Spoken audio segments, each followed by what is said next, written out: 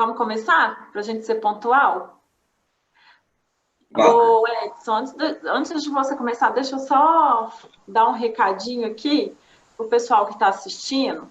Quem quiser fazer pergunta, para mandar aí no chat do lado esquerdo do vídeo, do lado direito, desculpa, do vídeo, tem aí um lugarzinho para colocar o chat, para colocar as perguntas, tá? E aí, a gente primeiro vai começar com o Edson, né, Edson, para você falar um pouquinho do Instituto Ânima, e depois a gente toca com os outros. Edson tá mudo. Agora que eu vi. Tudo bem, gente? Boa tarde. Meu nome é Edson Martins. Eu estou à frente da área de formação do Instituto Ânima, né? O Instituto Ânima, que é ligado ao Grupo Ânima Educação, cujo objetivo é transformar o país pela educação, né? Eu quero, de imediato, assim, celebrar a quantidade de inscrições que nós tivemos, né, que demonstra comprometimento das pessoas, a atenção das pessoas a esse tema, mostrando que a educação, sim, está atenta e dando respostas, né? E o Instituto Ânima quer fazer o possível para acompanhar isso, certo?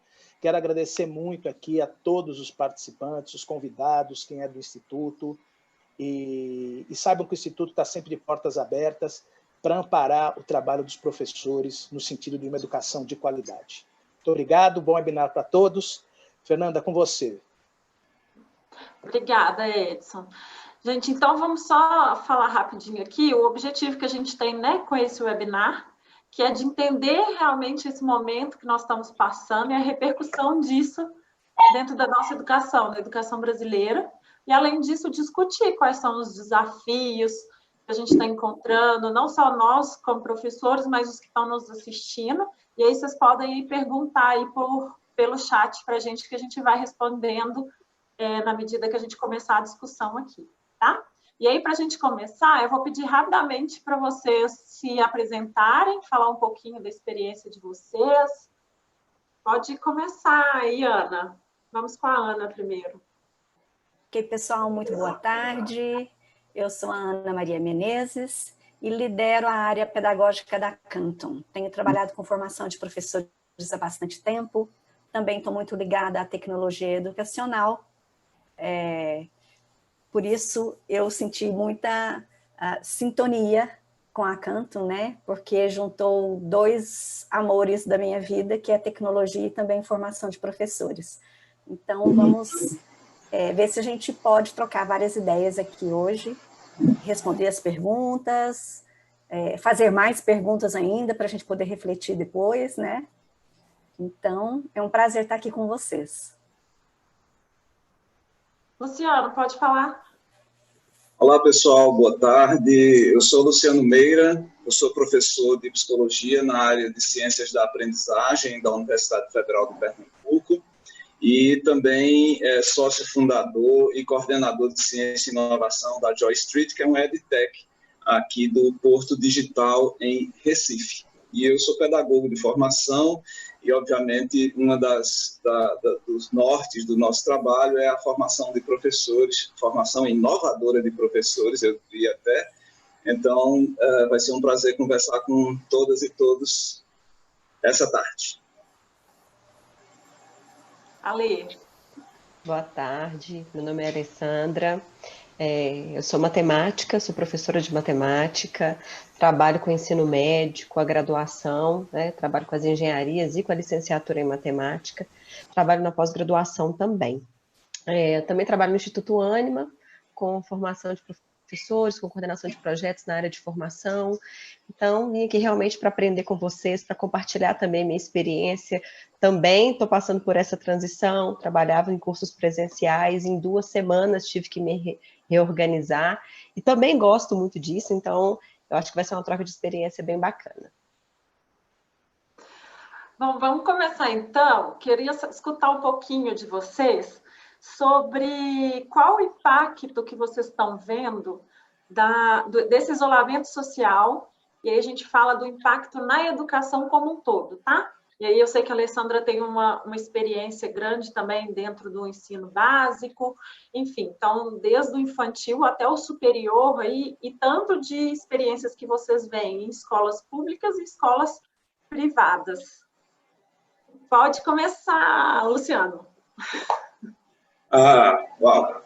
Bom, primeiro, uma observação mais geral, né? A gente vai picotando, acho que a conversa, né? Eu vou falar um pouquinho e cada um fala um pouquinho, porque realmente é muita coisa, mas a primeira das observações é que antes de isolamento social, na verdade, confinamento doméstico, né? Domiciliar. Então, assim, muitas vezes o isolamento social ele não ele se desfaz nisso aqui, por exemplo. Então, nós estamos, de alguma forma, conectados socialmente, mas confinados domiciliarmente, ou no próprio trabalho, mas é uma espécie de confinamento. Então, todas essas nuances já provocam um conjunto muito grande de alterações na própria forma que a gente vê o mundo.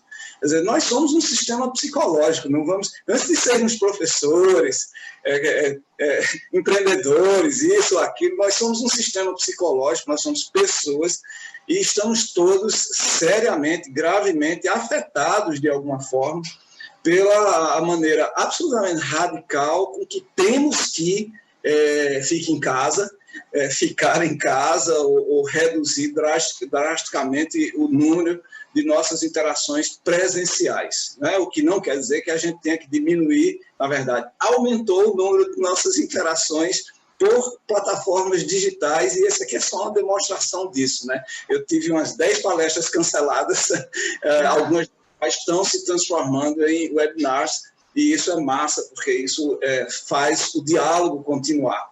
Eu estava vendo ainda há pouco que um dos programas do Todos pela Educação, recém-lançado há 4 dias, chama Conversar Faz Bem. Um negócio desse, eu talvez esteja errando o nome, mas é exatamente para estimular a conversação mais do que a presencialidade até entre as pessoas, e isso é muito bacana. Eu vou ficar por aqui por enquanto, tem muita mudança acontecendo, mas eu só queria pontuar essa mudança na nossa visão mesmo do que é confinamento versus isolamento. Vamos em frente e a gente vai conversando. Beleza. Ana, pode ficar à vontade. Posso complementar aí a fala do Luciano? Tem percebido uma quebra de paradigmas assim, bem grande, principalmente nessa visão de que esse ambiente online é um ambiente frio, né? Então, durante muitos anos eu ouvia isso, o ambiente online é muito frio, inclusive as pessoas que já trabalham com tecnologia e pessoas que eu admiro muito falavam, eu não acredito somente no ensino online, eu só acredito em ensino híbrido, né? E aí, eu percebi essa semana a quantidade de pessoas que tiraram fotos de imagens como essa que a gente está vendo aqui, de câmera. Eu não sei se vocês viram isso no feed do Instagram de vocês também. Então, assim, a quantidade de fotos de pessoas conversando com outras pessoas nessas plataformas, como o Luciano mencionou, foi grande, ou seja, as pessoas estão percebendo que, sim, existe esse confinamento, né? Cada um está no seu local, mas as pessoas estão tentando se agregar, as pessoas estão se mexendo, as pessoas estão conversando, professores estão trocando ideia, eu estou vendo uma movimentação muito grande, e essa percepção, eu acho que o ambiente, eu não vejo um ambiente online frio, né? O ambiente online entrou na minha vida até num momento de isolamento pessoal, por causa de uma doença, e a internet era a minha janela com conexão com outras pessoas. E as pessoas, eu acho que estão começando a perceber isso, né? Que esse ambiente online, ele possibilita conexões. E aí eu vou parar por aí também e passar a palavra para a Alessandra. Tá certo. Vou complementar um pouco aqui também, que eu concordo com a Luciana e com a Ana, que, na verdade, esse contato social está acontecendo, a gente está aqui trocando ideia, conversando. Também concordo que não é frio, Ana, e eu tenho vivenciado isso, ou seja, eu estou dando aulas online, e percebo assim, como as interações acontecem, quantas ferramentas a gente tem disponível hoje com tanta tecnologia que podem, né, ajudar nessa transição aí de quem realmente estava muito acostumado com o presencial e agora precisa, de uma forma ou de outra, se adaptar ao online. E eu acho, assim, né, como eu estou tanto na educação básica quanto no ensino superior, eu percebo que no ensino superior isso tem fluído de uma forma, assim, tranquila, e que a angústia maior vem da educação básica, dependendo da idade, né, se está no Fundamental 1, no Fundamental 2, no ensino médio. Então, assim, é uma adaptação mesmo, tanto dos alunos quanto dos professores. Acho que talvez mais dos professores, né, porque os alunos, eles mexem muito, eles conhecem muito de tecnologia. Eu percebo nas aulas que eu tenho buscado, né, levar muita coisa diferente, mas eles me ensinam muitas coisas também no momento que está acontecendo a aula. Olha, professora, a gente pode usar isso, tem isso que dá para fazer, e enriquece muito também as ferramentas que eu estou conseguindo utilizar. Mas eu acho que é um momento único, né, Fer? Você perguntou, por exemplo, do impacto, eu acho que é um momento único que essa adequação ela está precisando acontecer de uma forma muito rápida. Então, se a gente não tivesse vivendo esse momento, talvez ainda demorasse mais, por mais, né, que a academia, as pesquisas apontem, né, na efetividade das ferramentas digitais, talvez isso demorasse mais tempo. E as pessoas estão precisando se adaptar. Então, eu acho que é ficar um pouco tranquila, né, é trocar conhecimento, esse momento aqui é importante, como é que eu posso dizer? É a gente reforçar a comunidade de aprendizagem dentro do ambiente profissional e trocar experiência, né? Então, eu tenho alguma experiência, eu ajudo meu colega, isso vai fazendo com que ele fique um pouco menos angustiado, né? É também trocar essas informações com os pais que precisam acompanhar esse processo. Então, o impacto também, né, passa um pouco pela família, porque todo mundo está precisando se adequar a isso. E eu acho que essa troca de experiência, a construção de conhecimento, de material, gente, quanto material em 2 semanas a gente já construiu, a criatividade acho que aflora muito nesses tempos em que a gente realmente precisa fazer uma transição e não é só uma escolha. Eu acho que é isso, eu acho que a gente precisa também tomar cuidado, estou falando muito, né, Fê? Acho que a gente precisa tomar cuidado também com a quantidade de informação que a gente está preocupado em mandar para os nossos alunos. Então, a gente precisa fazer isso com calma, para a gente também não lotar esses alunos, né, de atividades sem pensar exatamente como isso vai acontecer, se eles estão preparados, pensar na acessibilidade. Tem várias coisas que permeiam toda essa situação, né? Agora também vou ficar por aqui, passar para o Edson ou para você mesma, Fê. Eu vou aproveitar isso que você falou, Ale. Tem a Manu Amorim, que está assistindo a gente, que fez a pergunta assim: sei que é importante conciliar aspectos concretos na educação infantil com ferramentas digitais, mas fico com receio em dosar digital e concreto nesses tempos. Como equilibrar isso? Luciano, pode começar para a gente? Fazer uma observação sobre isso. É quase uma continuidade com a observação que a Alessandra finalizou, né? Que é o seguinte: essa é uma oportunidade, inclusive, da gente repensar essa noção de conteúdo. A escola, todos sabemos disso, ela tem uma ênfase muito forte em conteúdo. Essa é a chance da gente deixar de ensinar alguns deles. Vou colocar, tá certo? Então, primeira coisa, a BNCC já estava aí, lentamente sendo integrada nos nossos fazeres educacionais. Pois bem, a gente tem que acelerar os nossos modos de design institucional, de construir sequências didáticas. E uma das coisas que a gente tem que fazer é começar a focar muito mais no desenvolvimento de competências e habilidades do que em conteúdo. Então, professores de matemática do meu país, parem de ensinar a fórmula de Bhaskara. Concordo, Luciano. É o momento de se reinventar em todos os sentidos, né, Luciano? Veja, aí só para concluir esse pensamento, não só essa ênfase em competências e habilidades, mas eu creio que nesta época em particular, o que nos une é a nossa possibilidade de construção de futuro. É a única coisa que é marcadamente humana, é essa adaptação através da construção de futuros. Nenhum outro animal é capaz de fazer isso. E professores podem ser muito bons em realizar isso, e tem ferramentas pedagógicas, inclusive, para isso. Se você pegar do ponto de vista do desenvolvimento de projetos e resolução de problemas complexos, em contextos de resolução de problemas complexos, é exatamente o que o desenvolvimento de projetos é, a construção de futuros. Então, ao invés de a gente estar ensinando pelo Zoom ao jovem resolver a fórmula de Bhaskara, a gente devia estar refletindo sobre que tipos de futuro a gente constrói, inclusive com a matemática, porque assim, é absurda a quantidade de pessoas que não entendem como é que um vírus se propaga e começa a falar bobagem nas redes sociais, porque só são 3 pessoas, ou só são pessoas, sendo que saiu de 3 para 9 em 5 minutos, ou 2 minutos, ou whatever, em menos de 1 minuto.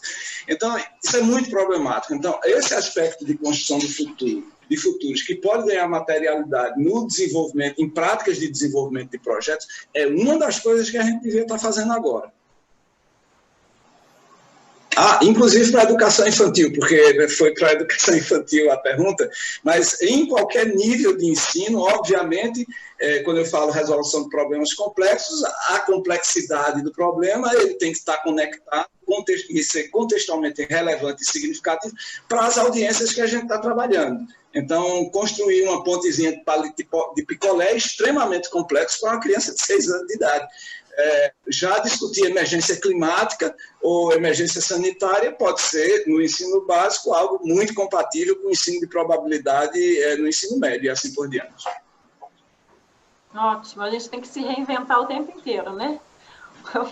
Quer falar, Lê ou Ana, podem ficar à vontade. Eu queria complementar até essa fala do Luciano com algo que eu escutei dele mesmo o ano passado.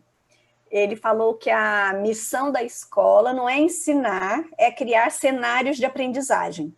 Quando eu ouvi isso, isso me marcou muito, tanto que eu anotei exatamente essas palavras que ele utilizou, né? Os cenários de aprendizagem. Então, é essa questão de esse cenário de aprendizagem, mas eu acho que aí mora a angústia dos professores hoje, sabe, gente? Porque nesse novo cenário de aprendizagem que está aí desenhado também pela BNCC, o professor, além dele estar... ele já estava lutando, tentando entender o que é esse professor mediador, e aí agora ele tem uma segunda angústia, que é como fazer isso no ambiente online, que é um ambiente que ele não conhece muito bem, né? E aí a gente vê... o modelo que está se propagando mais, que eu tenho percebido, é essa coisa de gravar videoaula, que o Luciano estava mencionando, de utilizar Zoom, como utilizar Zoom, e ficar entregando conteúdo, né? E aí a angústia, pelo menos que eu sinto assim, é mais de que o ensino online não é ficar entregando conteúdo, assim como no presencial também não é você ficar entregando conteúdo. Não é? É você desenhar esses cenários de aprendizagem, é você organizar experiências de aprendizagem. Eu brinco mesmo que quando eu comecei a trocar o verbo, ao invés de falar eu dou aula, né? A minha função como professor não é dar aula, é organizar essas experiências de aprendizagem, para que o aluno consiga ali construir e aprender. Então, só essa complementação aí. Eu, sim, concordo. Vou falar rapidamente aqui para a gente poder seguir, Fê, mas eu concordo plenamente com tudo que o Luciano e a Ana colocaram, e é interessante. Eu também assisti um vídeo há pouco tempo do Luciano falando sobre a aula faliu. Não teve esse vídeo, Luciano? E o Sim. Luciano fala dessa questão de se reinventar, de pensar fora da caixa, de ter usado muito essa expressão, né? Sair da nossa zona de conforto. Então, talvez a angústia também venha um pouco disso, além de toda a dificuldade que algumas pessoas podem ter, né, com essa intimidade com a tecnologia, mas é realmente colocar a criatividade, pensar como alcançar. E aí, pegando o que a Ana falou, né, o que a gente tem conversado sempre nas nossas formações é a importância da intencionalidade da aula. Então, quando a gente pensa nos objetivos de aprendizagem que a gente gostaria que os nossos alunos alcançassem, é pensar neles, né? Então, a gente tem objetivos de ensino? Claro, mas pensar nos objetivos de aprendizagem é muito importante. E aí, como eles disseram, né, pensando nas habilidades e competências que a gente quer que os nossos alunos realmente desenvolvam. Gente, tá um monte de gente dando um monte de feedbacks ali, contando algumas experiências. Tem o pessoal da São Judas falando que a única coisa ruim é que quando os alunos resolvem não colocar foto e nem vídeo, e acabam deixando online e não respondem, né? E aí o ambiente fica frio, Ana, que foi a questão do que você falou. Como que a gente pode, né, acabar com esses tipos de problema e fazer com que o aluno realmente esteja ali engajado?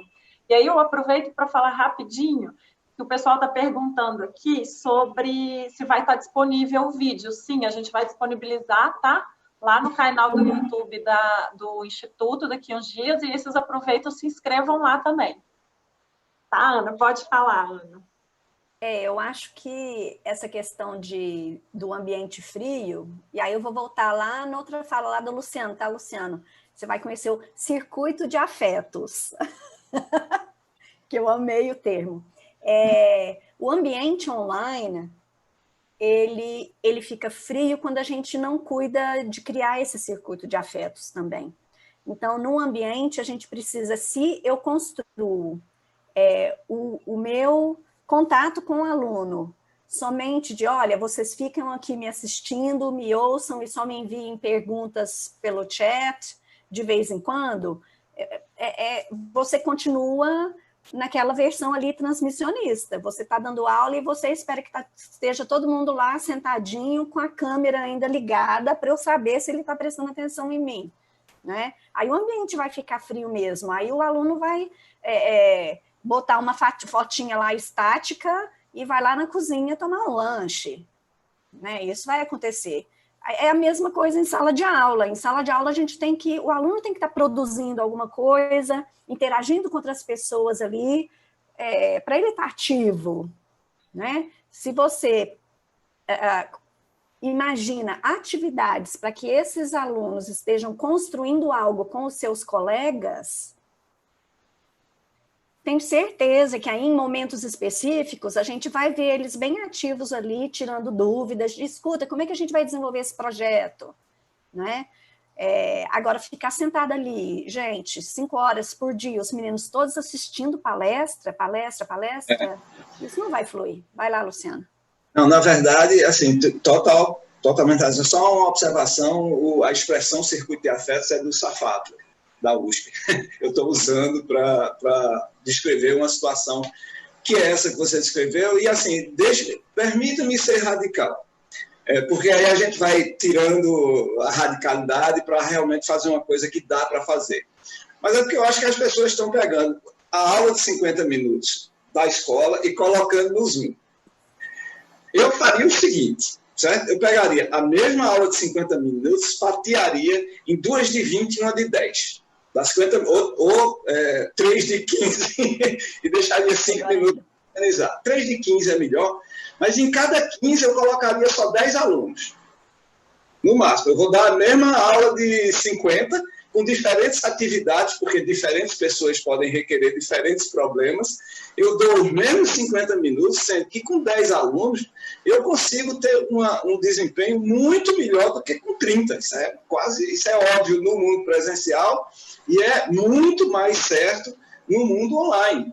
Então, assim, é uma conversação mesmo. Veja, a gente começou dizendo que tudo vai mudar e tudo mudou, né? Então, eu tô mergulhando nessa ideia e realmente tentando ver como é que pode mudar. Então, vamos fazer grupos menores com problemas desenhados para esses grupos menores, usando o mesmo tempo que eu não quero aumentar o trabalho do professor, eu quero aumentar a eficácia do professor. É diferente, ele vai ter o mesmo tempo de dedicação, porque senão aí eu vou ter que ter outras formas de sustentar esse negócio. E nem sempre isso é possível. Então, assim, até isso a gente tem que pensar também. Então, a montagem de circuitos de afeto, inclusive presenciais, eles são melhor organizados com menos gente, certo? Menos gente. Tem uma outra coisa também sobre isso, mas depois eu complemento. Pode falar, Luciano. Sim. Esqueci, depois vem. Então vai, Ale. Não, eu concordo. Eu acho que tudo que a Ana e o Luciano estão falando aí mostra para a gente como é importante o planejamento, e é exatamente o que eles disseram. Não dá para levar a mesma aula que nós planejamos para o presencial para esse ambiente. Então, a gente precisa replanejar.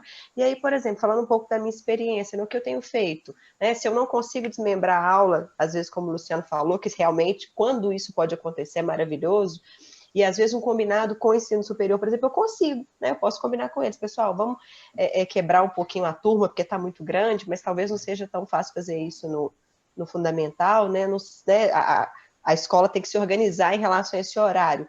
Mas é pensar exatamente como eu consigo levar, né, determinadas situações, que é fazer essa transição do presencial para o online. Que ferramenta eu tenho? Por exemplo, eu preparo uma atividade aberta, né, que é investigativa, ou é uma atividade que trabalha com projetos. Como é que eu posso levar? Eu consigo? Que ferramenta eu conheço? Que ferramenta tem disponível?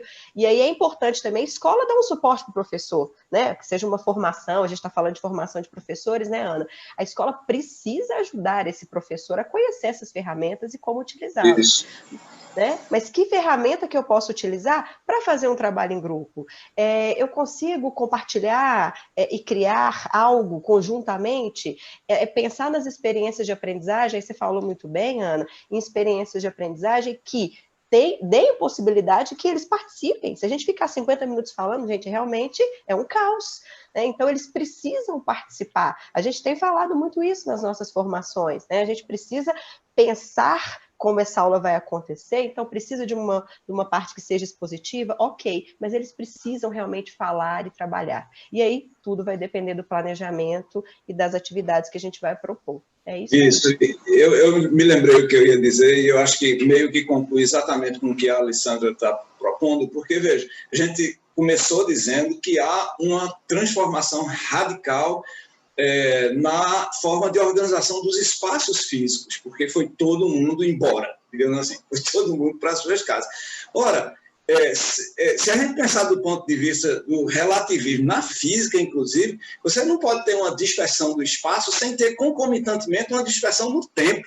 Então, isso aqui isso aqui é como se fosse um buraco negro. É uma injunção do espaço-tempo. Então, modificando o espaço, você tem que modificar também alguma coisa na linha do tempo. Tanto é que eu aposto, isso é comum aqui, está todo mundo achando que está trabalhando mais do que trabalhava quando ia trabalhar. Por quê? Porque o tempo dilatou-se. O tempo dilatou-se de forma absurda. Eu tenho a impressão que eu estou trabalhando há 15 dias, sem parar. Eu estou exausto. Todo mundo deve estar exausto, porque é uma percepção sobre como o tempo funciona. Então, o que eu estou propondo é que a gente pare para planejar, replanejar os tempos de aprendizagem também, para a gente torná-lo compatível com a dilatação do espaço. Pensando nesse tempo de aula, tempo de aprendizagem, né? Que a gente está pensando que às vezes o tempo ali, 50 minutos de aula, eu fico pensando também que a gente pode dividir esse tempo entre atividades síncronas, como a gente está fazendo aqui, com atividades assíncronas. Não é porque a gente mesclar isso, né, Luciano? Você pode ter, mesmo que você marque com os alunos, olha, os primeiros 15 minutos a gente vai estar aqui síncrono, nos próximos 15 minutos vocês vão desenvolver tais e tais atividades com mini grupos, assincronamente, ou seja, cada um também pode estar ali em espaços diferentes, mas daqui 15, 20 minutos a gente vai se encontrar sincronamente aqui também. Então, quer dizer, tanto os espaços no virtual quanto as atividades também, elas podem serem alternadas, né? E aí a gente tem lá a sala de aula invertida também, de você, olha, vamos fazer algumas atividades assíncronas e depois vamos nos encontrar aqui, todo mundo junto, para vocês me dizerem o que vocês trazem, né? O que vocês já construíram. Então, tem essas possibilidades aí de desenhos que a gente pode pensar esse tempo de aprendizagem, né? Uma pergunta que tem saído muito aqui, gente, é sobre o ensino à distância para estudantes que moram na zona rural, sem tanto acesso à internet, ou que são de escolas, né, públicas que não têm condições de ter internet, um computador, um acesso. como que a gente conseguiria alcançar esses alunos nesse sentido? Olha, tem uma experiência no estado do Amazonas, né, muito muito bem estudada, inclusive lá, que foi desenvolvida e liderada pelo atual secretário de Educação da cidade de São Paulo, do estado de São Paulo. Agora me deu um pouco do branco, que é o Roseli, né? Que foi ministro interino, foi ministro, não interino, ministro da Educação do Temer. Não é isso? Me confirmem, por favor. Ele é secretário do estado ou da cidade de São Paulo? Rocieli é do estado. Rocieli. Então, é uma experiência no Amazonas, portanto, que tinha o desafio enorme de atingir áreas rurais muito distantes e isoladas, e é de um sucesso enorme, assim, eles têm feito, inclusive, algumas articulações com o projeto da Fundação Roberto Marinho, do Telecurso 2000. Então, assim, eu li recentemente que o Rocieli, inclusive, está tentando trazer algumas dessas experiências para o estado de São Paulo, nesse novo, tem um novo aplicativo, uma nova plataforma digital que eles estão desenvolvendo e próximos a lançar. Então, veja, a gente pode, com um bom design instrucional, às vezes com um bom game design, às vezes com um sistema de formação de professores, tecnologias podem oferecer plataformas de exponencialização da nossa inovação. O problema é quando a tecnologia é usada para exponencializar o que já devia ter sido extinto. Me lembrando aqui da coisa da aula faliu, né? Se a gente está usando sistemas de EAD só para dar aula, o que a gente vai fazer é propagar numa velocidade maior que já devia nem estar funcionando mais, porque a metáfora da aula em si não tem produzido em nenhum lugar do mundo pessoas que possam resolver, de fato, os problemas complexos que a gente está lidando, gente. Veja, por que a gente não estava preparado para uma emergência sanitária dessa? Por que a gente tem que lutar diariamente até para convencer as pessoas para ficar em casa? Ou porque tem que lutar diariamente para ter um sistema de proteção social para as pessoas que, em tese, não poderiam ficar em casa, mas têm que ficar em casa de qualquer forma para achatar a curva de crescimento dessa infecção. Então, assim, claramente a aula não resolve isso. O que resolve é a resolução de problemas. Isso é sabido da educação matemática, da educação científica há dezenas de anos. Então, a gente está precisando usar essa oportunidade trágica para fazer uma revolução de verdade nos sistemas de ensino. Falei, desculpa. Não, ótimo, Luciano. Querem complementar, Ana, Alessandra? Eu acho que é isso. Assim, ele falou de maneira assim, bem contundente o que a gente gostaria de falar em alto e bom som, né? Essa coisa da aula ali, de palestra, o professor fala assim, não, eu coloco o aluno no centro da aprendizagem, sendo que ele está falando o tempo todo isso, o aluno não está no centro da aprendizagem. Então, está aí a oportunidade da gente virar essa coisa e trazer o aluno realmente para essa resolução de problemas, projetos, para que eles possam colaborar uns com os outros, e aí a gente vai no caminho certo. Tem um pessoal agora, lá do Sul aqui, que está falando que estão muito preocupados com a parte do ensino superior, das aulas práticas do ensino superior, principalmente da área da saúde, né? Que é a parte de parasitologia clínica, a parte toda da bioquímica, né? Essa questão mais que precisa desses materiais mais específicos para que o aluno aprenda. Quem quer falar um pouquinho assim, do que acha que pode ajudar com que esses alunos percam menos, né? Diante desse distanciamento? Eu posso comentar. Pode falar. essa é a hora de dizer que nem tudo vai para online. Não tem jeito. Tem coisas realmente que, até porque, voltando inclusive ao que eu disse no começo, nós somos sistemas psicológicos num corpo. Não tem jeito. Ainda bem, nós somos seres corpóreos. Tem inclusive uma área da psicologia todinha chamada cognição corporificada, que é como o corpo participa da construção do conhecimento e da aprendizagem. E isso é fundamental. Então, isso se revela, inclusive, em coisas muito pragmáticas como essa aí. Você tem que misturar coisas com suas mãos. Não é vendo o outro numa TV fazendo isso, não.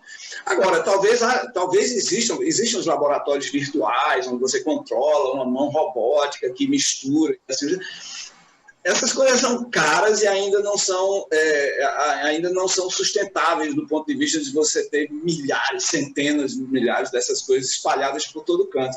Mas talvez uma forma, quando a gente for retornar, é você particionar melhor as turmas, né? Isso vai exigir investimento, porque você vai ter que ter não uma turma de 30 entrando no laboratório, porque, vamos combinar, viu, gente? A gente vai ter que passar um bom tempo fazendo organizações locais menos aglomeradas. Então, esqueçam um jogo de futebol e carnaval por um tempo, é a vida. A gente vai sobreviver sem isso. Carnaval, principalmente. Jogo de futebol eu já dispensaria agora. Não, estou brincando.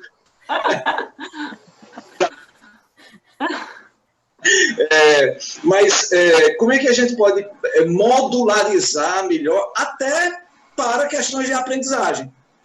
Às vezes você, de novo, tiver 30 pessoas tentando mexer numa pipeta, essa disputa não é bom para construir aqueles cenários que a Ana tinha comentado no início, né? Então, talvez a gente vai ter que ser muito criativo mesmo. Ana, você falou aí da criatividade, tem gente falando aqui que está faltando já a criatividade.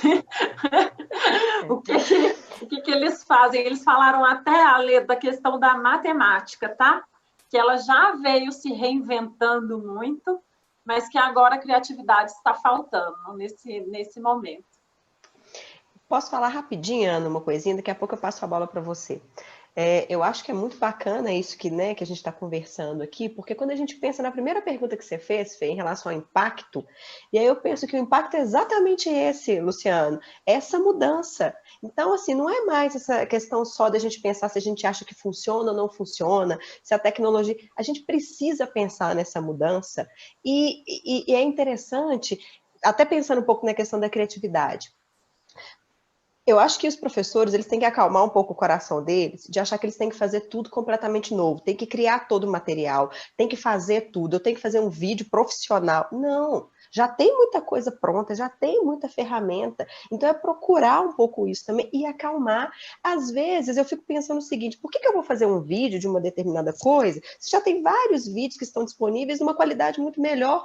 Eu conversei com o Léo, o Léo é da nossa equipe, pessoal, sobre isso outro dia, e ele estava certo quando ele falou exatamente isso. Então é um pouco acalmar o coração desses professores e pensar, gente, é ótimo essa mudança de mentalidade, essa mudança cultural, toda essa criatividade, essa pesquisa, mas é pensar também que é fazer uma coletânea, uma curadoria mesmo aí do que já tem, para a gente não ficar sofrendo tanto, achando que a gente tem que criar tudo do zero.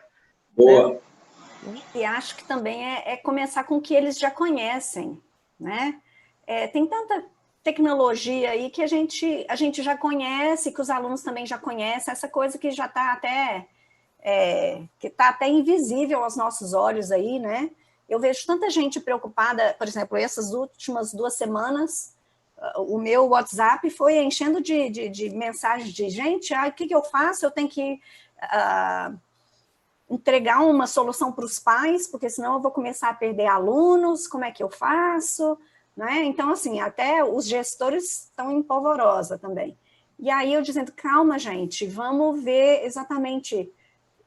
conversar com os alunos, traz os alunos para perto, esse primeiro contato, né? Esse olho no olho, para começar a desenhar. E aí tem o WhatsApp, tem ferramentas que os próprios alunos utilizam para jogar, né?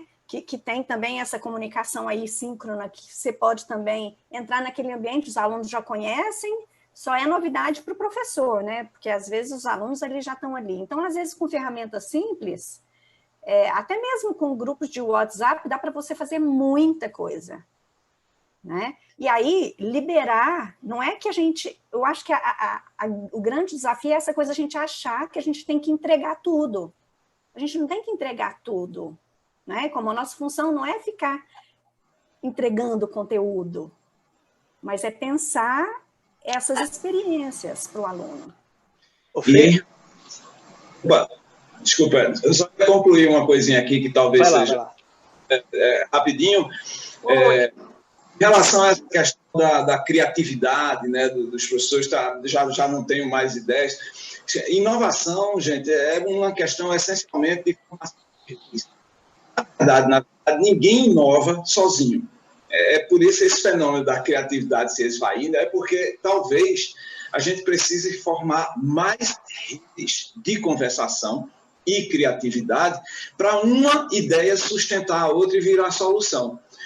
Então, eu tenho recomendado muito, por onde eu ando, para as pessoas se reunirem, não com os seus alunos, mas entre si, também com os alunos, Ana, mas entre si, os professores fazerem pequenos grupos de WhatsApp, de 6 a 10 pessoas, ali discutirem sequências didáticas, práticas inovadoras, ou que deram certo, que não deram certo. Às vezes, inclusive, filmar um pedaço da sua hora, desse jeito, a Canton é especialista nisso, desse jeito deu certo, desse jeito não deu certo, o que é que vocês acham? Então, esses pequenos grupos, para mim, eles são a malha de reorganização radical das redes de ensino. Luciano, eu vou pegar esse gancho aí seu de uma comunidade, né, de prática que está sendo formada, e aí, Ale, eu vou direcionar essa pergunta aqui para você. Como as experiências das metodologias que nós aprendemos na Finlândia, em Stanford, que a gente tem dentro do Instituto, como que eles podem nos ajudar nesse momento? Então, na hora que o Luciano estava falando, eu pensei exatamente que é o que a gente vem tentando mostrar nas nossas formações, né, discutir o tempo todo, né, Fê? Porque é exatamente isso. A gente costuma brincar o seguinte, se eu estou lá solitária no meu planejamento, na minha construção de atividades, eu terminei de fazer aquela atividade, eu tenho uma. Se eu tenho uma comunidade que seja de 10, como o Luciano falou, que seja de 20, e a gente troca, eu não tenho uma mais, eu tenho 20. Todos ali terão 20 atividades, né? Então, essa troca é muito importante, realmente. E aí, quando a gente pensa na metodologia, Fê, a gente pensa nos nossos cursos e tudo que a gente aprendeu com a Finlândia, com a Stanford, é exatamente essa ideia de como fazer essa gestão desses ambientes de aprendizagem, não só o presencial ali, mas esse que a gente está vivendo agora. Então, é pensar em toda essa organização, é pensar quando a Ana traz, né, que hoje se fala muito no estudante, no aprendizagem centrado no estudante, mas como fazer essa centralização? Né? Não é simplesmente também que ele fala assim, olha, eu vou deixar o meu aluno falar, se ele falou, já está centrado. Não é bem assim. Né? Então, a gente precisa também saber como fazer isso. E uma boa forma de entender como fazer isso é trocando também na comunidade prática, é trocando conhecimento. Então, tem muita bibliografia já que fala sobre isso. Nos nossos cursos, nós temos disciplinas que são específicas para tratar dessa discussão. E muito do que o Luciano falou, que é pensar nessa produção, é pensar na resolução de problemas. A gente não tem resposta pronta para a sala de aula de cada um. Né? Cada prática é uma, cada contexto é um. Então, com essa troca de experiência e o que a gente tem já de pesquisa consolidada, como é que a gente pode usar aquilo ali, adaptando aquilo ao nosso contexto, que é o que a gente tem feito nos nossos cursos, né, Fê? Eu acho que é essa bagagem que a Finlândia e Stanford agregaram aí na nossa formação, exatamente pensar, né, exatamente como fazer isso. Acho que a Fê congelou ali, gente. Muito bom. Eu interrompi o Edson também quando eu fui falar, peço perdão, Edson. Imagina. O combinado aqui, Luciano, é eu ficar comportado aqui, mas não é fácil, cara. É o seguinte, estou gostando demais da discussão e eu queria falar uma coisa sobre a questão da criatividade, tá? Que é algo que eu estou lendo nesse momento, das demandas que vêm para a gente, eu penso, gente, que a grande questão, no meu entender, ela não está no presencial, no online, até porque ninguém falou, né, que diante da crise tem que passar para online, isso é importante, tá? Isso é uma solução, está vindo, mas assim, ninguém falou vai ter que ser online, isso é importante. A questão que se colocou é o seguinte, aquele modelo que já era um modelo que não funcionava, isso aqui não é segredo para ninguém, ele não ficou replicável mais, ele não ficou possível, né? Então, o que eu penso? Eu penso que nós estamos numa oportunidade espetacular que só as crises e os terremotos oferecem, certo? Que é a oportunidade da gente ter uma relação com a experiência real, com o fazer, aquele momento em que o pensar e o fazer, em que o trabalho de verdade se realiza. Eu acho que a gente está com uma oportunidade única, né? Porque tem uma coisa, para mim, que é muito claro, tá? Se alguém falar que manja tudo de online, se alguém falar que manja tudo de AD, para quem joga truco, truque mesmo, mande mostrar as cartas. Duvido, porque ninguém manja totalmente, porque faz da natureza desse recurso justamente para cada porta que você abre, tem mais 700 novas que abrem, e que bom, né? Então, eu penso que nós estamos numa super oportunidade de nivelamento, nós estamos numa super oportunidade de olhar para o lado e falar, bom, eu não tenho mais nada a perder, portanto, eu tenho um mundo a conquistar e eu posso inventar. Então, acho que assim, é um momento, gente, em que ficou claro que um monte de coisa que estava estabelecida caiu, ruiu, que bom, o que ia demorar, de repente, mais 10, 20 anos aí agonizando, veio por terra, e isso que nos permita um campo de inventividade grande. Eu acho que a gente está no momento do professor autor, do professor artesão, do professor colaborador, do professor que inventa, e claro, e isso reforça essa necessidade de colaboração. Então, eu acho que esse momento, por mais que tenha todas essas questões, ele tem tudo para ser um momento incrível. Eu acho que... Pode falar, Ana. Posso falar aqui? Pode. Eu acho que uma outra grande oportunidade está surgindo também para as universidades. Eu vejo vários cursos de licenciatura sendo ministrados no ambiente online, a gente sabe que isso acontece. No entanto, poucos cursos de licenciatura têm disciplinas sobre o ensino online, não é? E aí você vê, pelo menos vários cursos de licenciatura que eu já vi, é aquele modelo de videoaula também, né, Luciana? Então você vê assim, licenciatura online, ali no ambiente online, e é videoaula atrás de videoaula. Então, agora é a oportunidade também das universidades perceberem a urgência de trazer isso para o currículo e ter várias disciplinas que preparem esses profissionais para o ambiente online, ou híbrido, para um ensino híbrido também, porque depois que a gente voltar ao normal, a gente, né? Eu imagino que esse modelo híbrido vai crescer bastante. E entender, e aí o professor está dizendo que o professor criativo é o professor colaborador, mas é o professor também designer instrucional, designer educacional, ele entender os desenhos, que o desenho do presencial não é você só copiar e colar e colocar lá no online. Não, essa transposição não acontece em um toque de mágica, a gente precisa fazer uns ajustes, né? E aí eu vejo uma grande oportunidade para essas instituições que estão formando professores. Ana, posso só complementar, que eu acho bem importante isso que a Ana trouxe, né? Que a gente está pensando já em como a gente consegue já diminuir um pouco, né, esses impactos nas nossas salas de aulas, nas escolas, nas instituições que a gente trabalha, mas é muito importante pensar na formação. Eu, por exemplo, penso na minha formação.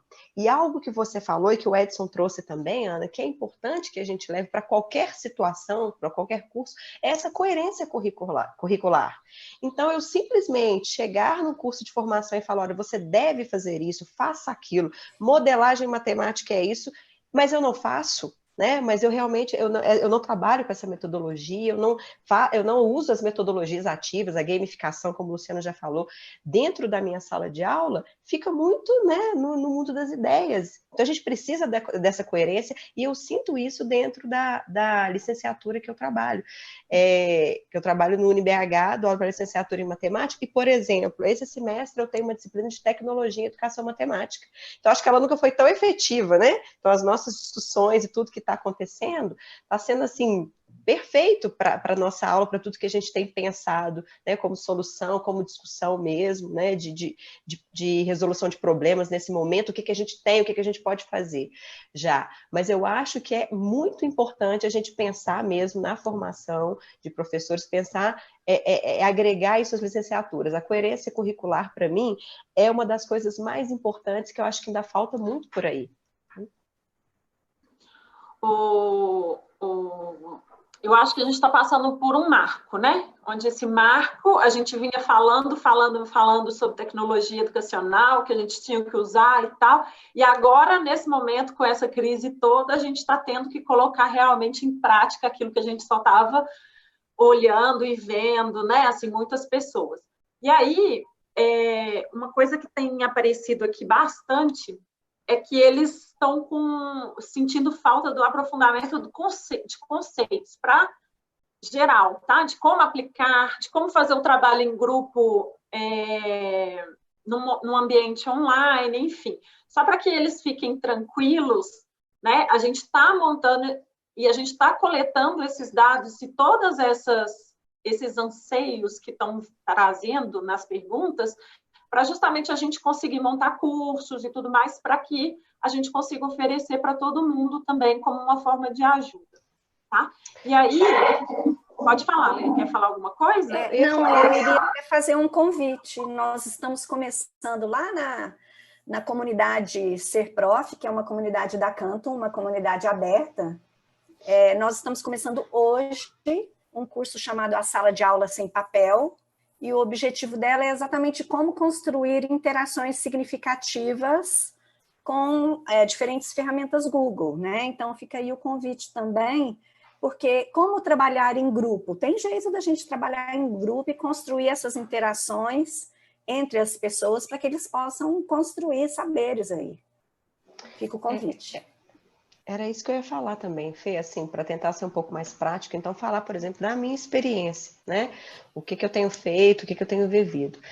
Isso depende muito também, né, da plataforma que a escola tem disponível, né? O que ela disponibiliza, ou se ela vai deixar realmente para o professor tentar achar uma saída. Eu acho que a escola ela tem que dar um apoio nesse momento.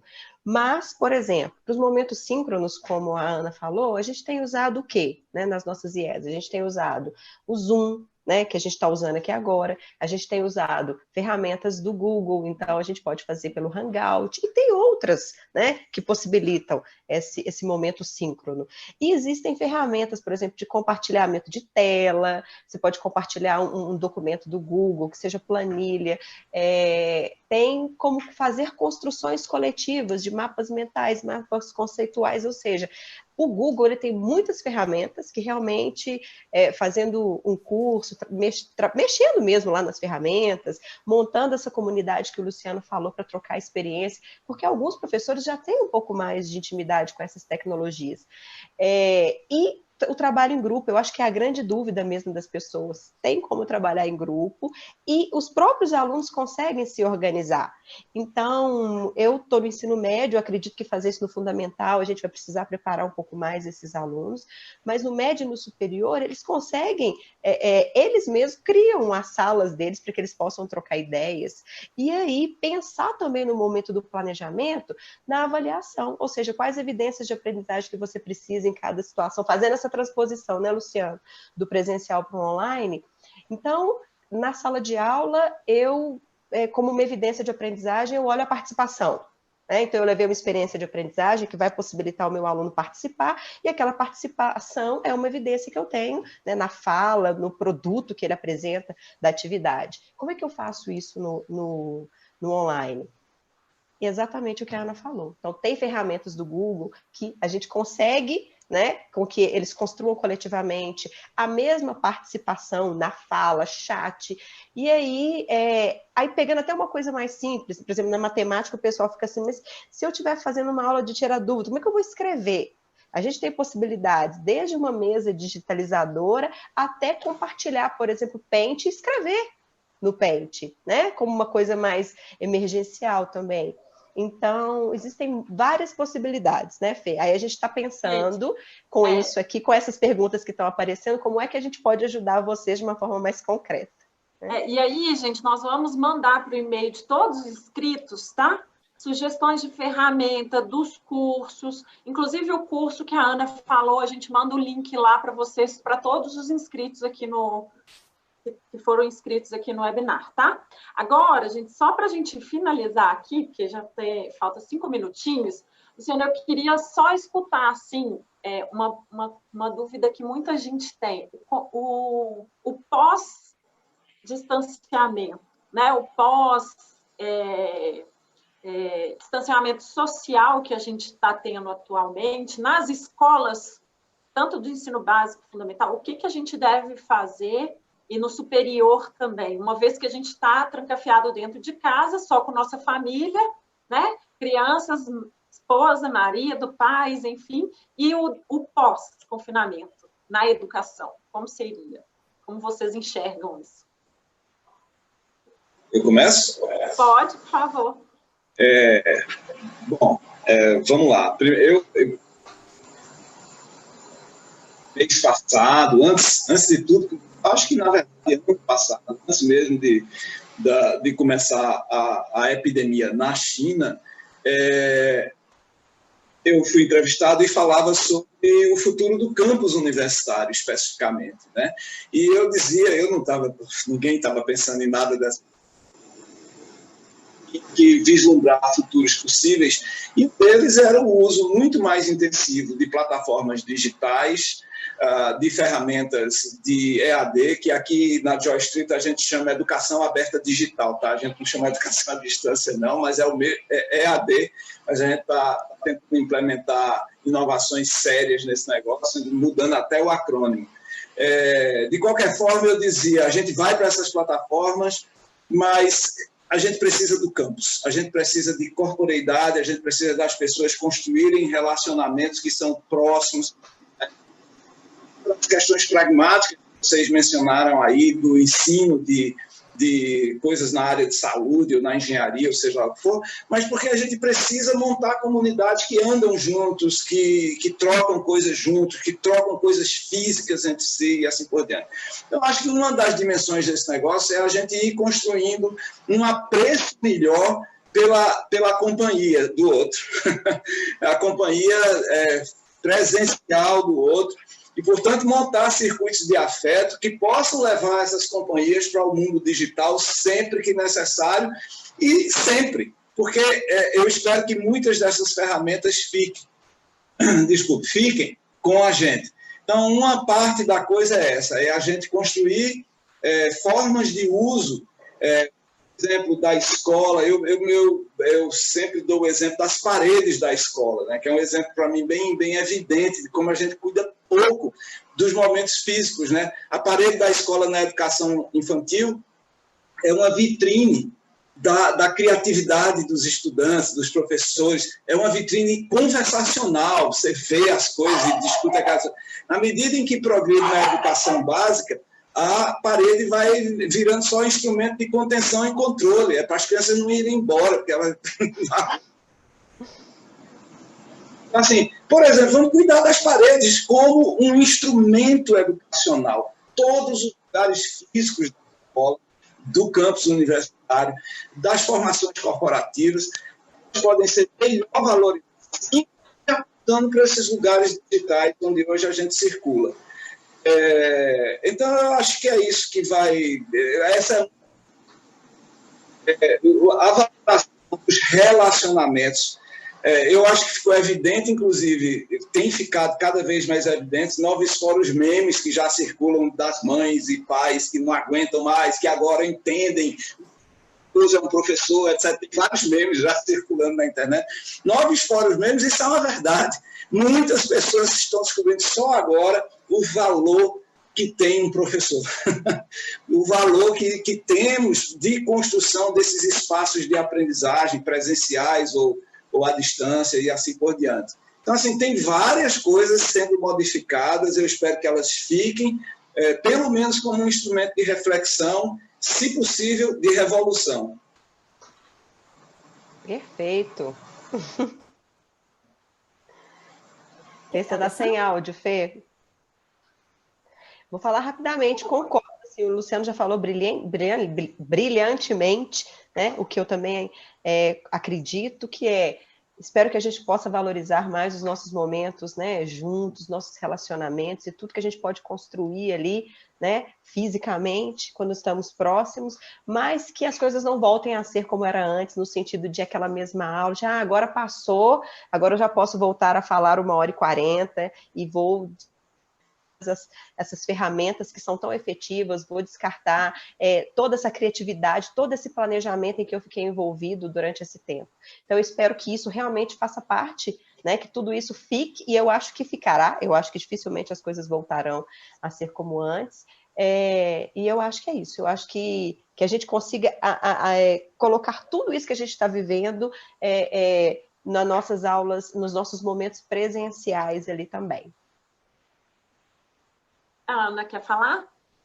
Eu espero que essa temporada, ou esse período pós, tudo isso que a gente está passando agora, que as pessoas consigam enxergar o online não como um outro ambiente, mas como uma extensão do espaço de aprendizagem e que as pessoas, né, que esse medo do online passe um pouco, as pessoas entendam o valor de poder estar em contato com pessoas de diferentes regiões e trazer o mundo de fora para dentro da sala de aula, trazer a sala de aula também para o mundo lá fora, abrir essas paredes aí, esses espaços. Gente, eu quero agradecer muito a participação de vocês. Edson, quer falar mais alguma coisa para finalizar? Oi, Fê. Não. Meu agradecimento a todos e pode encerrar, Fê.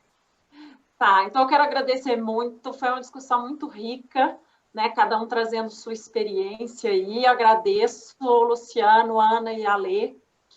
E o pessoal que está assistindo a gente, vou mandar para vocês todas as informações, todo mundo que fez inscrição sobre os cursos, sobre o curso que a Ana falou e tudo mais, tá?